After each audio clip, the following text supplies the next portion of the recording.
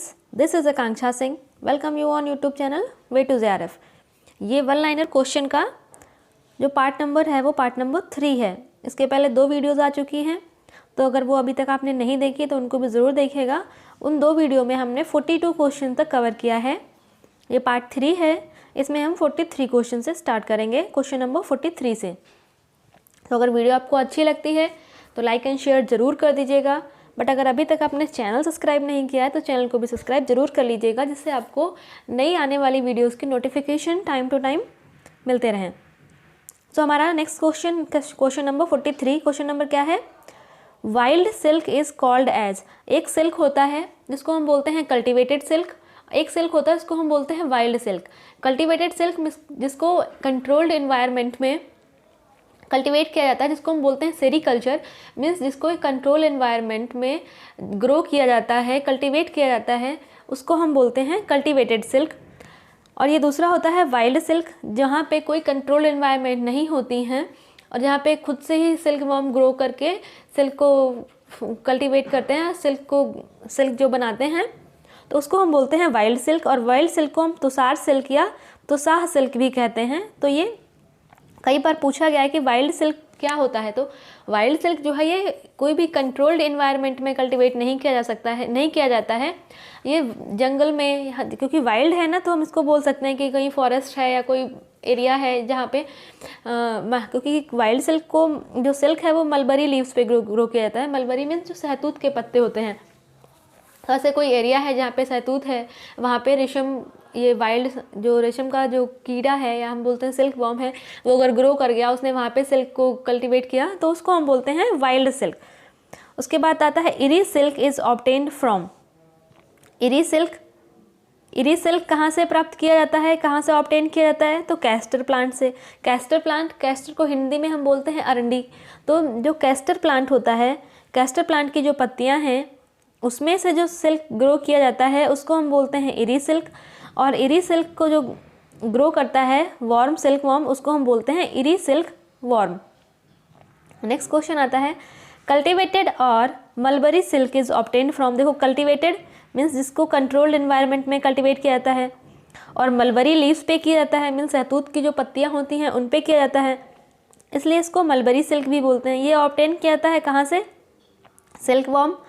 उस silk worm का नाम है बॉम्बेक्सी मोरी, जिसको फीड करते हैं मलबरी लीव्स पे। मलबरी लीव्स पे रहता है और इन पत्तियों को खाता है और उसके बाद सिल्क जो फिलामेंट है उसको प्रोडक्शन करता है। तो जो कल्टीवेटेड सिल्क है इसको मलबरी सिल्क भी बोलते हैं। ये कंट्रोल्ड इन्वायरमेंट में कल्टीवेट किया जाता है और इसको जो कल्टीवेट करने वाला जो वर्म है, जो कीड़ा है, उसको हम बोलते हैं बॉम्बेक्सी मोरी। नेक्स्ट है what is hogget wool. Hogget वूल क्या है? वूल क्या है? जो सीप से मिलती है, जो सीप के हेयर्स से मिलती है, उसको हम वूल बोलते हैं। अब उसी वूल का एक टाइप है हॉगेट वूल। तो हॉगेट वूल क्या है? जो हॉगेट वूल है ये ऑब्टेन की जाती है from 12 to 14 month old sheep. Means ऐसी सीप जो 12 से 14 महीने की जिसकी एज है, उस सीप से जो वूल निकाली जाती है उसको बोलते हैं hogget wool. And wool is clipped first time. और यहाँ पे ये याद रखना है कि जो 12 से 14 मंथ का सीप है और फर्स्ट टाइम उसकी वूल जो है निकाली गई है, फर्स्ट टाइम उसके हेयर्स जो हैं वो क्लिप किए गए हैं, तो उसको हम बोलते हैं हॉगेट वूल। हॉगेट वूल मीन्स जो पहली बार जो वूल निकाली जा रही है, जो हेयर्स क्लिप किए जा रहे हैं, और वो भी 12 से 14 मंथ ओल्ड जो सीप है उसको बोलते हैं हॉगेट वूल। उसके बाद आता है what is pulled wool. Pulled wool क्या है? Pulled wool is obtained from sheep after slaughtering. Means sheep जो हैं जिनको स्लॉटर करने के बाद, मीन्स किल करने के बाद जो वूल निकाली जाती है उसको हम पुल्ड वूल कहते हैं। और दूसरी आती है फ्लीस वूल। फ्लीस वूल में जो सीप है उसको स्लॉटर नहीं करते हैं, किल नहीं करते हैं। जहाँ ये इसका कई बार पूछते हैं कि पुल्ड वूल क्या है और फ्लीस वूल क्या है। तो पुल्ड वूल में आपको याद रखना है, पुल्ड वूल जो है उसमें सीप को स्लॉटर कर दिया जाता है, मीन्स किल कर दिया जाता है, मार दिया जाता है। सीप को किल करने के बाद जो वूल निकालते हैं उसको पुल्ड वूल बोलते हैं। The next question is mohair wool is obtained from. Mohair wool angora goat, ठीक है, और angora wool is angora rabbit. ये बहुत कंफ्यूजिंग है, इसको बिल्कुल आपको याद रखना है, कई बार ये पूछा भी जाता है। यहाँ पे अंगोरा रैबिट साथ में आपने कहीं भी पढ़ा भी होगा, अंगोरा गोट भी पढ़ा होगा, वो भी सही है। बट प्रेफरेंस किसको देते हैं? अगर दोनों ऑप्शन दिया है आपको तो वहाँ पे प्रेफरेंस अंगोरा रैबिट को देते हैं। तो जो अगर आपने अंगोरा गोट भी पढ़ा है तो वो भी सही ऑप्शन है, वो भी सही है। अगर आपको अंगोरा रैबिट ऑप्शन में नहीं मिलता है तो अंगोरा गोट भी सही है। और मोहायर वूल के लिए स्पेशली अंगोरा गोट है और अंगोरा वूल के लिए स्पेशली अंगोरा रैबिट है। Next question is which wool is of best quality?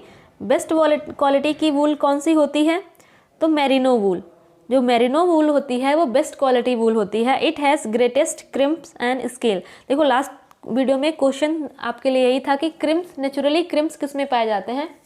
तो यहाँ पे दिया भी है कि जो वूल होता है, वूल में नेचुरल क्रिम्प्स होते हैं, स्केल्स होते हैं, जिसकी वजह से जो वूल के जो फाइबर हैं एक दूसरे से स्टिक रहते हैं, चिपके रहते हैं। और ये क्रिम्प जो है ये वीविंग, अगर हम वीविंग कर रहे हैं, निटिंग कर रहे हैं तो उसमें बहुत ज़्यादा हेल्पफुल होते हैं। इसीलिए जो अगर सिंथेटिक फाइबर्स भी हैं तो उनमें भी क्रिम्प दिया जाता है जिससे वीविंग जो है वो आसान हो सके। बट वूल जो है, वूल में नेचुरली क्रिम्प्स प्रेजेंट होते हैं और स्केल्स प्रेजेंट होते हैं। तो काफ़ी सारे लोगों ने बोला था कॉटन, तो कॉटन में कॉन्वल्सन्स प्रेजेंट होते हैं जो कि रिबन लाइक स्ट्रक्चर होता है और रिबन में एंथन ट्विस्ट जैसे होते हैं, उसको हम कॉन्वल्सन्स बोलते हैं। नेक्स्ट आता है टाइप ऑफ वेफ्ट निटिंग। हमने पढ़ा है निटिंग दो टाइप की होती है। लास्ट वाले वीडियो में पढ़ा था कि वार्प निटिंग और वेफ्ट निटिंग। तो वेफ्ट निटिंग के एग्जाम्पल क्या हैं? वेफ्ट निटिंग में कौन कौन से आते हैं? तो purl knit, jersey knit, rib knit, pattern knit and double net. इनके मोस्टली एग्जाम्पल ही पूछते हैं और ये एग्जाम्पल मोस्टली जो नेट लेवल के एग्जाम है, नेट का अगर एग्जाम आपने दिया होगा तो आपने देखा होगा कि वहाँ पे ये एग्जाम्पल्स पूछते हैं कि वेफ्ट निट कौन कौन सी हैं, वार्प निट कौन कौन सी हैं। तो आपको ये याद रखना है कि वेफ्ट निट में कौन से आती हैं? Purl knit, jersey knit, rib knit, pattern knit and double knit. Next है how felt fabrics produced. Felt fabric, ठीक है, जो फेल्ट फैब्रिक होते हैं इनमें कोई भी विविंग नहीं होती है। ये फाइबर से डायरेक्ट फैब्रिक बनाने की जो बनते हैं, जो फाइबर से डायरेक्ट फैब्रिक बना जाते हैं, उनको हम फेल्ट फैब्रिक कहते हैं। अब ये फेल्ट फैब्रिक बनते कैसे हैं? Felt are prepared by pressing fibres in presence of moisture and heat. बहुत सारे फाइबर्स होते हैं, उनको अरेंज किया लेयर में, फिर उनके ऊपर मॉइस्चर और हीट अप्लाई करते हैं, इससे इनको प्रेस करते हैं। जब इनको प्रेस करते हैं तो फैब्रिक में कन्वर्ट हो जाते हैं। तो ये होता है फेल्ट फैब्रिक। और फेल्ट फैब्रिक बनाने के लिए जो स्पेशल रिक्वायरमेंट होती है वो मॉइस्चर और हीट। तो यहाँ पे मॉइस्चर और हीट ये ज़रूर होना चाहिए जब फेल्ट फैब्रिक बनता है। मीन्स फाइबर से जब फेल्ट फैब्रिक बनाते हैं तो वहाँ पे मॉइस्चर, हीट, साथ में हम बोल सकते हैं प्रेशर। तो ये कुछ कंडीशंस होती हैं जो ज़रूर होनी चाहिए। और कई बार एग्जाम में भी पूछा गया कि कौन सा फैब्रिक जो है वो वूवन फैब्रिक नहीं है, उसको वीव नहीं किया गया है, तो ये होता है फेल्ट फैब्रिक। नेक्स्ट क्वेश्चन आता है crochet is made by. Crochet single needle और सिंगल हुक। क्रोचेट को हिंदी में हम बोलते हैं क्रोशिया। अब आपको समझ में आएगा। क्रोशिया देखो, हम एक सिंगल निडल होती है, एक सिंगल सुई जैसा होता है, उसमें आगे हुक लाइक स्ट्रक्चर लगा होता है, उसी से बनाते हैं। तो means single needle, single hook से जो फैब्रिक बनता है उसको हम बोलते हैं क्रोचेट। क्रोचेट और crochet. Dobby loom gives. Dobby loom हमने पढ़ा है ना, डॉबी लूम, जैकार्ड लूम। तो जो डॉबी लूम है वहाँ से कैसा फैब्रिक मिलता है? ऐसा फैब्रिक जिसमें ज्योमेट्रिक डिज़ाइन होती है। मीन्स ट्रायंगल हो गया, स्क्वायर हो गया, सर्कल, मीन्स ऐसे छोटे छोटे जो पैटर्न वाले फैब्रिक बनते हैं जिनमें छोटा छोटा ज्योमेट्रिक पैटर्न बना होता है, तो वो आते हैं डॉबी लूम से। और अगर हम जैकार्ड लूम की बात करें तो जैकार्ड लूम पे जो बड़े बड़े प्रिंट वाले कपड़े आते हैं जिनमें बड़े बड़े फ्लोरल प्रिंट बने होते हैं, वो जो आते हैं वो जैकार्ड लूम से आते हैं। और हम जब बात करते हैं डॉबी लूम की, तो डॉबी लूम में जो फैब्रिक बनते हैं उसमें छोटे छोटे प्रिंट्स होते हैं, ज्योमेट्रिकल प्रिंट्स होते हैं। उसके बाद है व्हाट इज साइंजिंग। साइंजिंग क्या है? साइंजिंग एक फिनिशिंग है, एक टाइप की फिनिश है जो बोथ यार्न और फैब्रिक दोनों पे यूज़ की जाती है। तो हमें देखना है कि साइंजिंग है क्या। सबसे पहले तो याद रखना ये एक फिनिशिंग है जिसको यार्न और फैब्रिक दोनों पे यूज़ किया जाता है। उसके बाद साइंजिंग करता क्या है? जो भी हम देखते हैं ना, कई बार यार्न को ट्विस्ट करके एक बड़ा सा थ्रेड बनाया तो उसमें कहीं कहीं पे छोटे छोटे यार्न्स निकले रहते हैं ऐसे ऐसे। तो ये जो निकले हुए फजी यार्न्स हैं इनको हटाना।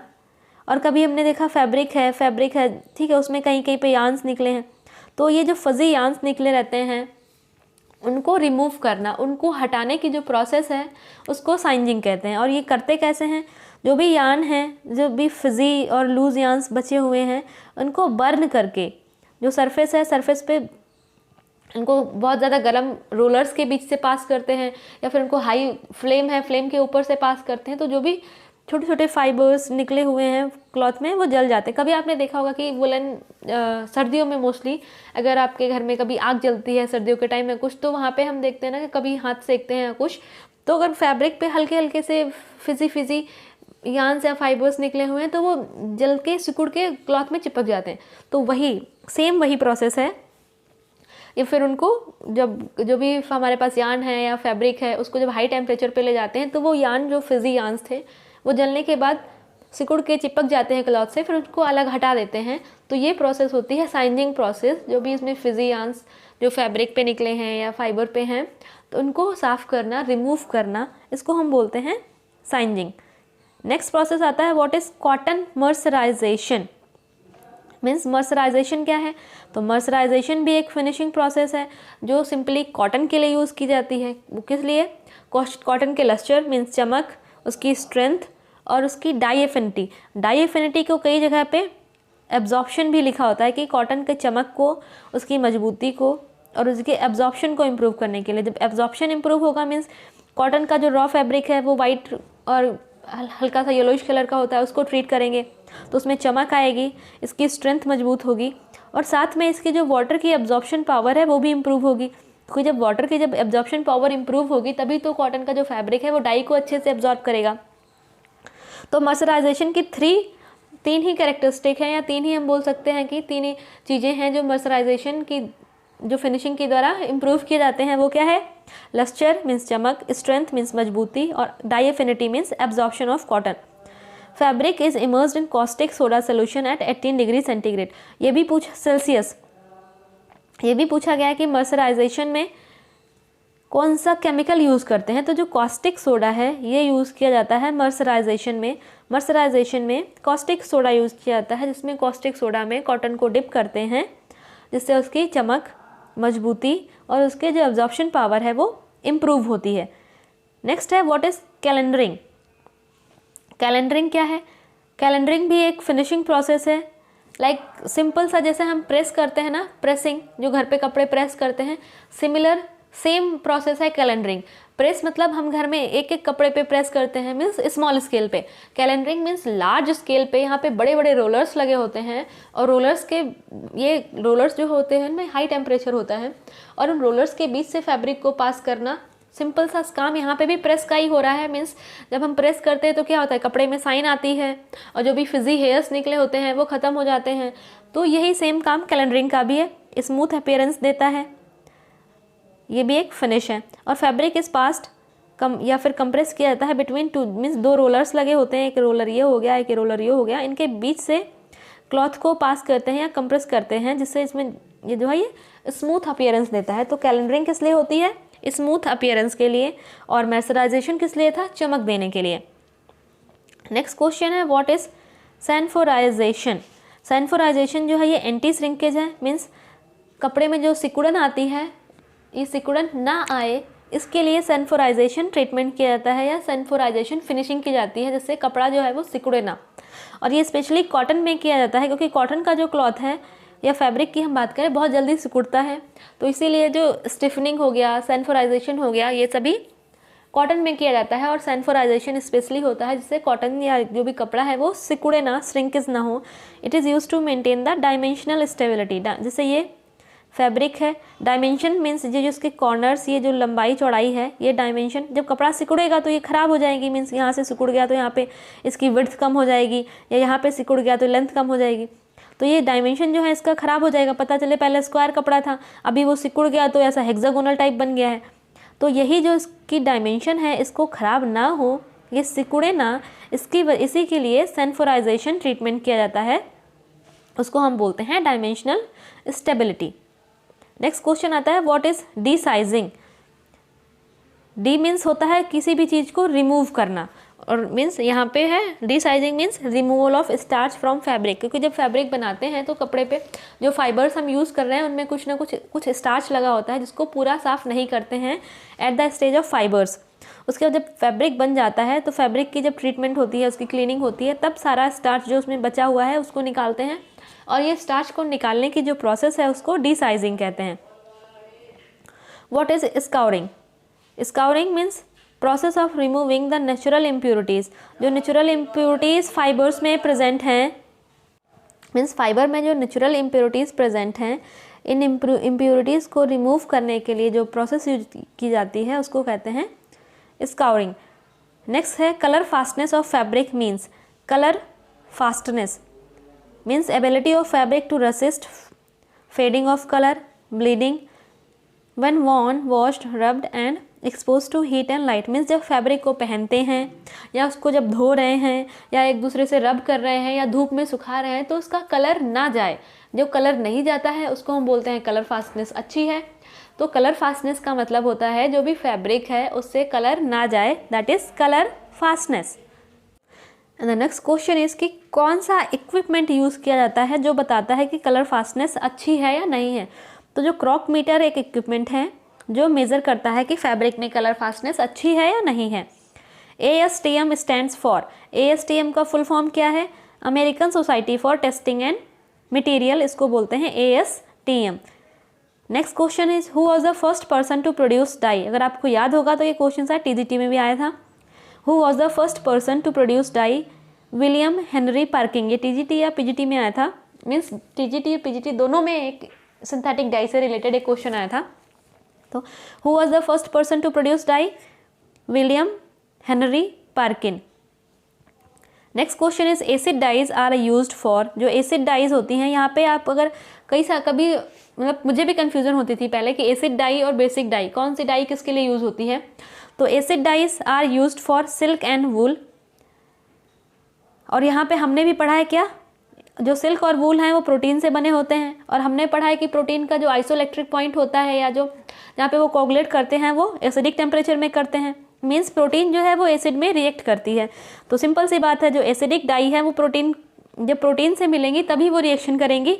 इसीलिए जो एसिडिक डाई हैं वो प्रोटीन फाइबर के लिए अच्छी होती हैं, यूज़फुल होती हैं, और जो बेसिक डाइज होती हैं वो सेलुलोजिक के लिए या फिर कॉटन के लिए हम बोल सकते हैं बेस्ट होती है। तो जो एसिड कंडीशन होती हैं, जब एसिडिक कंडीशन होती हैं तब प्रोटीन फाइबर जो है वो रिएक्ट करता है। इसीलिए एसिडिक डाइज जो है वो प्रोटीन ओरिजिन वाले फैब्रिक होते हैं या फाइबर होते हैं, जैसे वूल हो गया, सिल्क हो गया, इन पे काम करते हैं। उसके बाद फिर मैन मेड की अगर हम बात करें तो रेयॉन एंड एक्रिलिक। और जो एसिड डाइज होती हैं वो ब्राइट कलर प्रोड्यूस करती हैं, जो चमकीले और ब्राइट कलर होते हैं ये एसिड डाइज ये प्रोड्यूस करती हैं। उसके बाद आता है बेसिक डाइज आर। तो बेसिक डाइज जो हैं ये वाटर सोल्यूबल होती हैं, कैटाइनिक होती हैं और डल कलर देती हैं। कैटाइनिक मीन्स पॉजिटिव चार्ज, जो एसिड डाइज होती हैं उनमें नेगेटिव चार्ज होता है। तो बेसिक डाइज जो है ये वाटर सोल्यूबल होते हैं, कैटाइनिक होते हैं और डल कलर देते हैं। What is mordant? ये मॉर्डेंट क्या है? Substance use to fix dye. जैसे हम बोलते हैं, हम जो डाई नॉर्मली जो यूज़ की जाती है उसमें सॉल्ट ऐड करते हैं हम, तो सॉल्ट को हम बोल सकते हैं कि ये मॉर्डेंट है। Substance used to fix dye is mordant.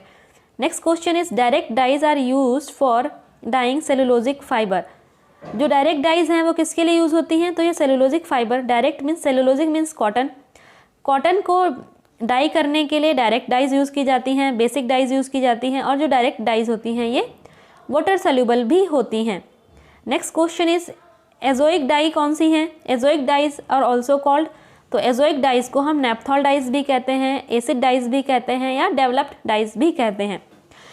ये है थर्ड पार्ट वीडियो का। तो इसको भी आप, इससे पहले 2 पार्ट आ चुके हैं, वो अगर अभी तक आपने नहीं देखे हैं तो उनको भी ज़रूर देख लीजिएगा आप। आज हम 69 क्वेश्चन तक डिस्कस करेंगे। नेक्स्ट पार्ट में हम क्वेश्चन नंबर 70 से स्टार्ट करेंगे। तो अगर वीडियो आपको अच्छी लगती है तो लाइक एंड शेयर ज़रूर कर दीजिएगा, एंड अगर अभी तक आपने चैनल सब्सक्राइब नहीं किया है तो उसको भी सब्सक्राइब ज़रूर कर लीजिएगा। मिलते हैं नेक्स्ट वीडियो में, तब तक के लिए wish you all the very best, good luck, bye bye.